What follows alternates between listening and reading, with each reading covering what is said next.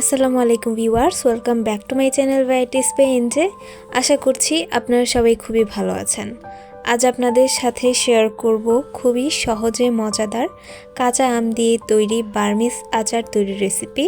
তো চলুন কথা না বাড়িয়ে দেখে নেওয়া যাক কীভাবে তৈরি করতে হয়। তো এজন্য প্রথমেই আমাদের লাগবে কাঁচা আম, আর এখানে আমি 700 গ্রাম কাঁচা আম এরকম লম্বা স্লাইস করে কেটে নিয়েছি।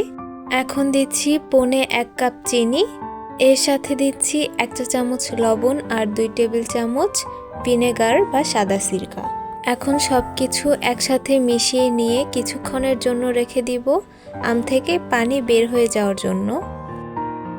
এখন চুলায় একটা প্যান বসিয়ে হালকা গরম করে দিয়ে দিলাম 1 চা চামচ আস্ত জিরা আর 1 চা চামচ পাঁচফোড়ন। এখন এই গোটা মশলাগুলো হালকা ভেজে নিচ্ছি। এরই সাথে দিচ্ছি 1 চা চামচ আস্ত ধনিয়া। সব কিছু একসাথে কিছুক্ষণ টেলে নিতে হবে।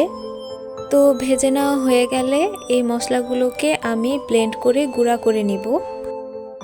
একটা আলাদা প্যানে যে আমগুলো আমি রেডি করে রেখেছিলাম সেটা দিয়ে দিলাম, পানি সহ দিয়েছি, এতে আমার এক্সট্রা পানি ব্যবহার করতে হবে না। এখন ঢাকনা দিয়ে ঢেকে দিচ্ছি বলক চলে আসা পর্যন্ত। বলক চলে আসার পর দিয়ে দিচ্ছি 1 চা চামচ হলুদের গুঁড়া, 1 চা চামচ মরিচের গুঁড়া, 2টা তেজপাতা, 1 টুকরা দারুচিনি আর 2টা সাদা এলাচ। এখন ভালো করে নেড়েচেড়ে মিশিয়ে নিচ্ছি আর অপেক্ষা করব পানিটা শুকিয়ে আসা পর্যন্ত। তো দেখতেই পাচ্ছেন পানিটা অনেকটাই শুকিয়ে এসেছে। যে গোটা মশলাগুলো ভেজে আমি গুঁড়া করে রেখেছিলাম সেখান থেকে 2 চা চামচ গুঁড়া মশলা আমি এখানে দিয়ে দিচ্ছি। এখন দিচ্ছি 1 চা চামচ চিলি ফ্লেক্স।